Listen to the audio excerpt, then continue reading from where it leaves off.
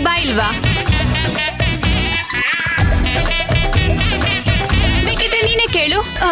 ಅಲ್ಲಲ್ಲ, ನೀವೇ ಕೇಳಿ.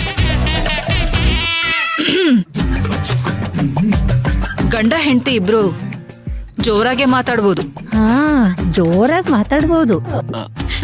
ಅಜ್ಜಿ, ಅಮ್ಮ ಹಾಗೇನಿಲ್ಲಮ್ಮ, ಆ ಥರ ಎಲ್ಲ ಏನೂ ಇಲ್ಲ. ಅದು ಭಕ್ತಿ ಏನೋ ಕೇಳ್ಬೇಕಂತೆ.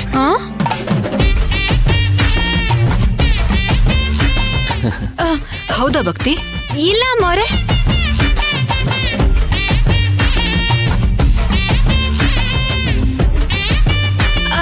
ಅದು ಕೇಳೋದಲ್ಲ, ಕೊಡೋದು.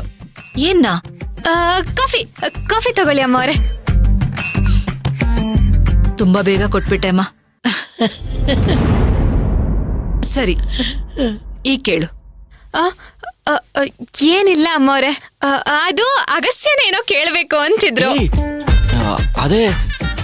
ಅಯ್ಯ, ಯಾರ ಒಬ್ರು ಕೇಳ್ಬಹುದಲ್ವಾ?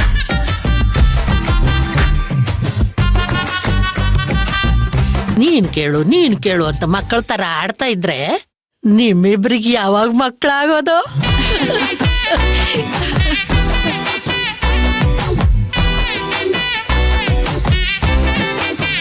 ಅಮ್ಮ, ಇವರಿಬ್ರು ಏನ್ ಕೇಳ್ಬೇಕು ಅನ್ಕೊಂಡಿದ್ದಾರೆ ಅನ್ನೋದು ನನಗ್ ಗೊತ್ತು. ನಾನೇ ಹೇಳ್ತೀನಿ. ನಿಮ್ಮಿಬ್ರು ಲಗೇಜ್ ಬ್ಯಾಗ್ಗಳು ಇಲ್ಲಿಗೆ ಯಾಕೆ ಬಂತು ಅಂತ ಅಲ್ವಾ? ಕರೆಕ್ಟ್ ಅಮ್ಮ, ಕರೆಕ್ಟ್. ಅಯ್ಯ, ಇಲ್ಲೇನಕ್ ಬಂತು? ನಾನೇ ಎಲ್ಲಾ ಬ್ಯಾಗ್ಗಳನ್ನು ಕ್ಲೀನ್ ಮಾಡೋದಕ್ಕೆ ಸಿದ್ದುಗ್ ಹೇಳ್ದೆ. ಮಾಡ್ ಮಗ, ಮಾಡು. ಸೂಪರ್. ಹೆಂಗ ಧೂಳಾಗಿ ತುಂಬಾ ದಿನ ಆಗಿತ್ತು, ಈಗ ಸರಿ ಹೋಗುತ್ತೆ. ಮಾಡು. ಸರಿಯಾಗಿ ಹೇಳ್ದೆ. ಈ ಬ್ಯಾಗ್ಗಳ ತರನೇ ನಿಮ್ ಮನ್ಸು ಹಗುರ ಆಗ್ಲಿ ಅಂತ 2-3 ದಿನ ನಿಮ್ಮಿಬ್ರು ಹೊರಗಡೆ ಕಳಿಸ್ತಾ ಇದ್ದೀನಿ.